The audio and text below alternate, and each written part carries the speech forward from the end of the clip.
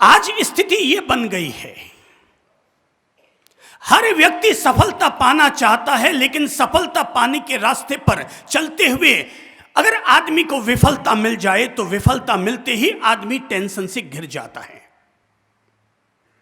अध्यात्म की जरूरत क्यों है? सफलता के रास्ते पर आदमी बढ़ता है, लेकिन सफलता के रास्ते पर चलते हुए जैसे ही आदमी को थोड़ी सी विफलता मिलती है, आदमी टेंशन से भर जाता है। आदमी के सामने जब तक कोई भी व्यक्ति जी हाँ जी बड़ी बात है, अच्छी बात है, जब तक सामने वाला सम्मान के साथ बोलता रहता है, हर आदमी वापस इज्जत के साथ पेश आता है। पर जैसे ही किसी भी व्यक्ति को अपने मन के खिलाफ छोटी सी भी बात सुनने को मिल जाए तो सुनते ही आदमी उत्तेजित हो जाता है, गाली गलौज करने लगता है, अपनी मर्यादाओं का अतिक्रमण कर बैठता है और सामने वाले के प्रति ये भूल जाता है ये कौन है। छोटे बड़े का विवेक, माता पिता का विवेक, गुरु शिष्य का विवेक, हम सारे विवेक खो देते हैं और आदमी एक सेकंड में उत्तेजित होकर के और सामने वाले के प्रति उग्रताएं बरसानी शुरू कर देता है। टेंशन आते 1 मिनट लग रहा है आदमी को, चिंता पालते 1 मिनट लगता है, क्रोधित होते में आदमी को केवल 1 मिनट लगता है। सवाल ये उठता है, आदमी के द्वारा मंदिर जाना, आदमी के द्वारा तिलक लगाना, आदमी के द्वारा व्रत तप करना, आदमी के द्वारा सामायिक और प्रार्थना करना, अगर आदमी 1 मिनट में अगर उत्तेजित होता है, क्रोधित होता है, तो इसका मतलब ये हुआ please change your attitude, please change your life. हमें केवल बाहर से चेंज करके कुछ न मिलेगा जब तक हम अपने आप को अंदर से चेंज न करें। एक गुब्बारा आसमान में अगर उड़ता है तो आसमान में उड़ने वाला गुब्बारा अपने बाहरी वातावरण के कारण नहीं उड़ता, गुब्बारे के भीतर भरी जाने वाली चीजों के कारण आसमान तक गुब्बारा ऊंचा उठा करता है। गुब्बारा अगर ऊंचा उठता है तो उसकी वजह है गुब्बारों के भीतर हमने कुछ ऐसा भरा है जिसने गुब्बारे को ऊपर ऊपर ऊपर पहुंचाया है। आपने रॉकेट के बारे में पढ़ा है, सुना है, देखा है। रॉकेट जब उड़ता है बहुत भारी भरकम होता है, पर ज्यों ज्यों उसे ऊपर उठना होता है त्यों त्यों रॉकेट का एक एक हिस्सा धीरे धीरे नीचे गिरता चला जाता है और रॉकेट ऊपर ऊपर ऊपर उठता चला जाता है। पृथ्वी के गुरुत्वाकर्षण से अगर उसे बाहर निकालना होता है तो उसे अपने लोड को कम कम कम करना होता है। ऐसे ही हमें भी अपने दिमाग के लोड्स जो हमने अपने दिमाग में भर रखे हैं, अध्यात्म की तरफ बढ़ने के लिए जरूरी है कि हम सबसे पहले अपने अपने दिमाग के लोड को कम करें, अपने दिमाग को दुरुस्त करें। कहीं ऐसा ना हो कि व्यक्ति मंदिर में तो जाता है, कितनी बड़ी बात है कि एक पत्थर मंदिर में जाता है, केवल एक बार जाता है। एक पत्थर मंदिर में जाता है पर मंदिर में जाते ही भगवान बन जाता है। एक पत्थर मंदिर में जाता है और मंदिर में जाते ही भगवान बन जाता है, पर इंसान हर रोज मंदिर में जाता है फिर भी पत्थर का पत्थर बना रहता है, फिर भी इंसान पत्थर का पत्थर बना रहता है। उसके अंदर माथे पर तो जूं चलती होगी पर अंदर उसके जूं भी नहीं रेंगती, सारी बातें ऊपर ऊपर हो जाती है, सारी बातें ऊपर ऊपर हो जाती है। अर्थात लालसाएं मिटी नहीं है, और लालसाएं जब तक नहीं मिटी तब तक तपस्याएं लोग करते हैं। जहाँ पर चांदी का कलश मिलता है वहाँ पर अट्ठाइयाँ होती है, सोने की चैन मिलती है वहाँ पर मासक क्षमण होते हैं। भाई तपस्या का तो उद्देश्य ही यही था तपस्या का उद्देश्य यही था कि मन में पलने वाली इच्छाएं और लालसाओं पर विजय प्राप्त किया जाए। मासिक क्षण अगर पूरा बीत गया, 1 महीने तक उपवास कर लिया, पर अगर हमारे मन की इच्छाएं और लालसाएं अगर न मिट पाई, please change your life, please change your attitude. हमें अपने अपने नज़रिए को बदलना होगा, जीवन को बदलना होगा और ये देखना होगा कि मैंने अगर तपस्या की और तपस्या करके, उपवास करके अगर मेरे मन की लालसाएं मिटी, तब तो मेरा उपवास करना सार्थक हुआ। और अगर लालसाएं नहीं मिटी तो पारणा मत कीजिए, वापस दूसरा उपवास कीजिए, क्योंकि उपवास करके हमने अपनी परीक्षा ली है। अगर कोई व्यक्ति ऐसा उपवास करता है कि कल मेरे उपवास है इसलिए आज रात को दाल बाटी चूरमा माल ठोक ठोक के खाता हूं क्योंकि कल उपवास है, नहीं, आपका उपवास की तरफ कदम नहीं बढ़ पाया। पहला स्टेप ही आपका गलत उठ गया, क्योंकि आपने डट डट के खा करके उपवास शुरू किया और उपवास का पारणा अभी तक आया नहीं है। रात को ही सपने देखने शुरू हो गए, कल सुबह मूंग खाऊंगा, कैर खाऊंगा, पापड़ बनाऊंगा, उकाड़ी बनाऊंगा, थोड़ा सा ये छौंकूंगा, थोड़ा सा वो करूंगा, पत्नी को ये जरूर कह दूंगा नारियल का पानी लाना भूलना मत। मेरी समझ से उपवास करना कोई बहुत जरूरी हो ऐसा नहीं है, पर उपवास करने से ज्यादा जरूरी है अंतर मन की लालसाओं पर विजय प्राप्त करना, अंतर मन की इच्छाओं पर विजय प्राप्त करना। इच्छा निरोधस तपः, इच्छाओं का निरोध करना ही तप है। और अगर वो हमारा मूल उद्देश्य और वो लक्ष्य अगर नहीं सध पा रहा है, फिर कहूँगा please change your attitude, please change your life. अपने नजरिए को बदलिए, अपने जीवन को बदलिए, सामायिक कीजिए। हर व्यक्ति सामायिक करे, पर इस उद्देश्य के साथ सामायिक करे कि मैं अपने जीवन में समता को आत्मसात करने के लिए सामायिक कर रहा हूं, न कि गुरु महाराज ने कह दिया और 1 घंटा अब बैठना है और बैठ गए। समता को आत्मसात करने का उद्देश्य लेकर जब तक कोई व्यक्ति सामायिक नहीं करेगा, मेरी समझ से तो दूलधाणी राक्षाणी कितनी भी सामायिक के कर लो, रोज 8-8 सामायिक के क्यों न कर लो, पर जब तक सामायिक का परिणाम हमें आत्मसात नहीं होता है, तब तक सामायिक केवल महज एक अभ्यास है, एक क्रिया है। पर अगर आप लक्ष्य लेकर चलते हैं कि मैं रोजाना 1 घंटे सामायिक व्रत का अनुष्ठान करूंगी, 1 घंटा रोजाना सामायिक व्रत की आराधना करूंगा, इस उद्देश्य के साथ कि मेरे जीवन में समता और समरसता, समता और समदर्शिता आत्मसात हो, मैं इस उद्देश्य के साथ सामायिक की आराधना करने जा रही हूं।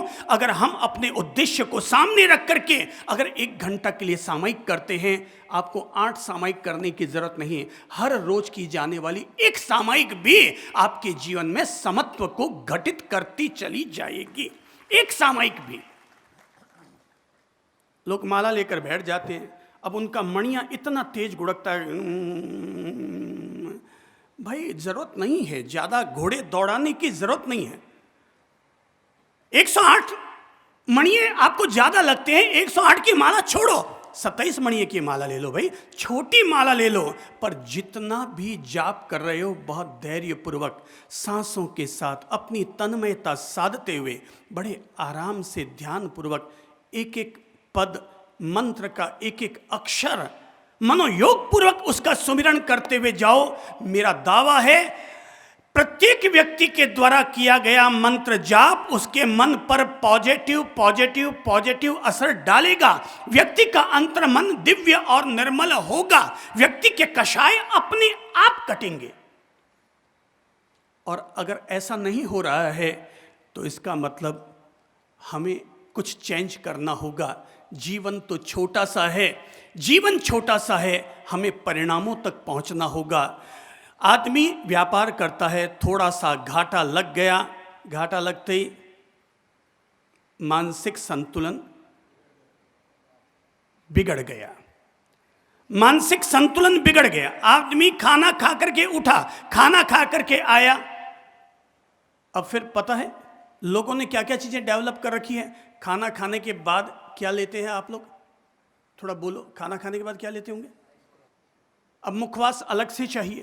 बोले पहले तो खाते हैं एक्स्ट्रा, पहले खाते हैं एक्स्ट्रा, अब उसको पचाने के लिए फिर डालते हैं ऊपर से। बोले मुखवास। दिन भर आदमी का मुंह चलता रहता है, चलता रहता है, चलता रहता है।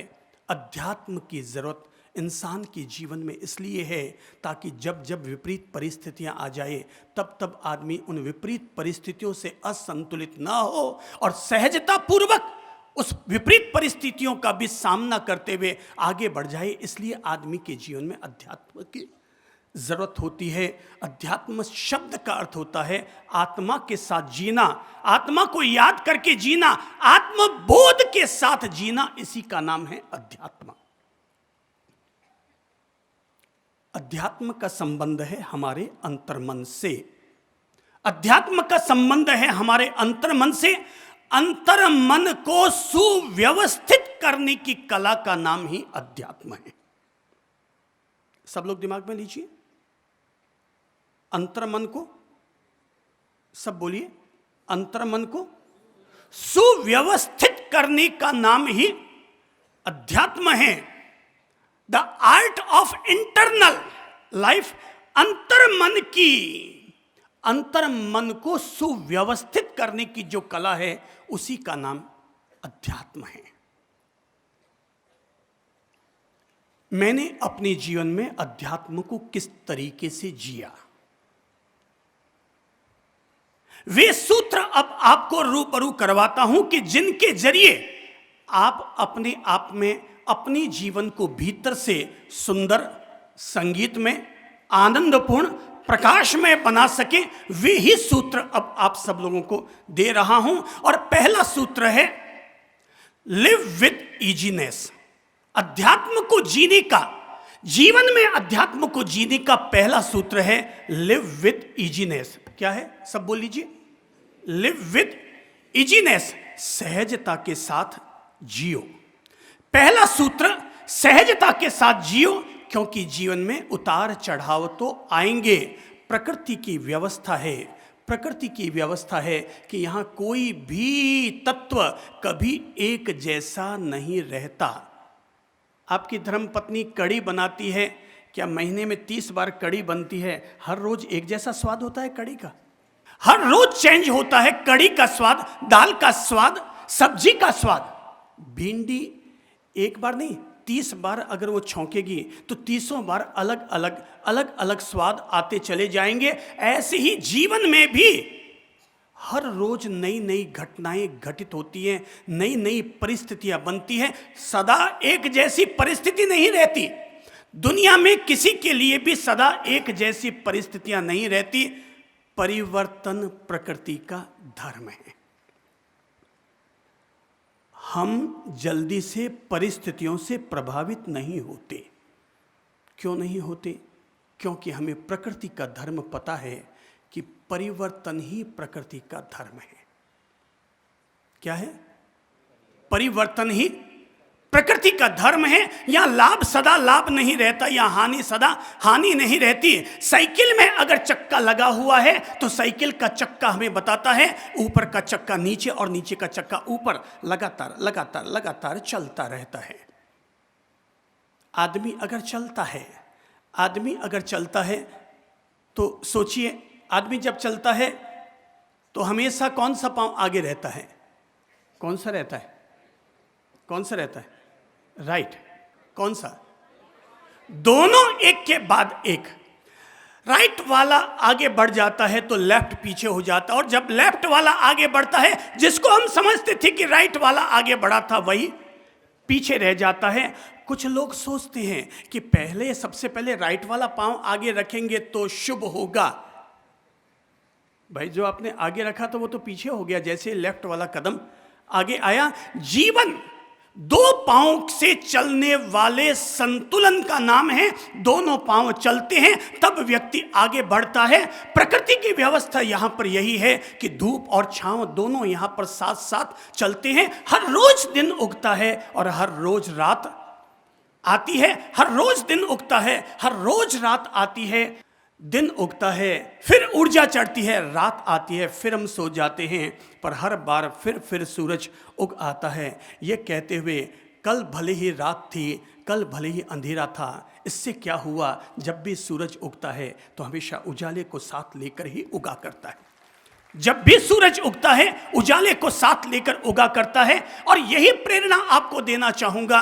जीवन का ये मर्म, जीवन का ये पाठ अगर आप लोग समझ लेंगे कि दोनों पांव एक साथ चलते हैं, यहाँ जहाँ पर लाभ होता है वहाँ पर हानि होती है। दुनिया में जो आदमी जन्म से गरीब है, मरते दम तक गरीब नहीं रहता।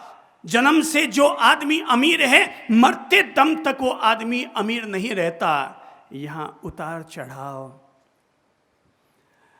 बहनों जरा देखो कि अपने सामने गैस का चूल्हा लेकर के आओ, सारी बहनों अपने सामने गैस का चूल्हा लेकर के आओ, तवा चढ़ाओ, तवे को गर्म करो, फुल्का बेलो, तवे पर डालो। तवे पर हमने फुल्का डाल दिया, अब क्या करेंगे? इसके बाद क्या करेंगे? उलट पुलट कर रहे हैं। फुल्का उलट पुलट करने से ही सिकेगा। थोड़ा एक पापड़ भी ले लो हाथ में, गैस के ऊपर डालो। अब क्या कर रहे हैं? नहीं, रहने दो भाई, इसको एक जैसे रहने दो। आप चाहते ना हमेशा मेरी एक जैसी स्थिति, एक जैसी परिस्थिति रहे, मेरा पति सदा मेरे कहने में रहे, मेरी पत्नी हमेशा मुझे सैल्यूट मारती रहे, भाई एक जैसा ही रहने दो। नहीं रह पाएगी। क्या करना पड़ेगा? पापड़ को फटाफट फटाफट, थोड़ी सी भी अगर देर कर डाली तो पहले जमाने में तो लड़की को जब पसंद करने के लिए जाते थे तो सबसे पहले पापड़ ही सिका करके देखा करते थे कि पापड़ अगर सेकने में मास्टर है तो बाकी की सब चीजों में मास्टर है। क्योंकि पापड़ फटाफट फटाफट फटाफट, हम एक सेकंड की भी अगर हमने गलती कर दी, चूक खा गए, लेट कर दी तो पापड़ जल जाएगा। भाई साहब, प्रकृति, नेचर, भाग्य, ईश्वर, ये फटाफट हमारे नेचर को बदलता रहता है, भाग्य बदलता रहता है, करवटें बदलते रहते हैं। मेरे भाई, जीवन में लिव विद इजीनेस, जीवन को सहजता के साथ जीना आ जाना चाहिए। क्योंकि परिस्थितियां सदा एक जैसी नहीं रहती। लाभ कभी हानि में बदलता है और हानि कभी लाभ में बदलते हैं। आप ये मत समझिए जो आदमी अमीर है वो बहुत सुखी है। उससे पूछो, भाई तुझे कभी टेंशन होता है कि नहीं? 365 दिन टेंशन होता है। क्यों भाई साहब? मैं समझता हूँ आपके पास खाने के लिए पूरी रोटियां तो है ही है, उसका नहीं होता है। यानी कि आदमी को खाने पीने का टेंशन नहीं होता, लेकिन फिर भी टेंशन होता है। ध्यान रखिएगा, जो आदमी जितना बड़ा अमीर होता है उसके टेंशन का लेवल भी उतने ही ऊपर का होता है। छोटे आदमी का टेंशन छोटा होता है और बड़े आदमी का टेंशन बड़ा होता है। कोई आदमी अमीर है इसलिए टेंशन ना हो, ऐसा नहीं है। मुकेश अंबानी का अपने तरीके का टेंशन है और उसके यहाँ पर जो चौकीदार बाहर खड़ा है उसका अपने लेवल का टेंशन है। इसीलिए कहना चाहता हूँ, लिव विद इजीनेस, जीवन को सहजता से जियो।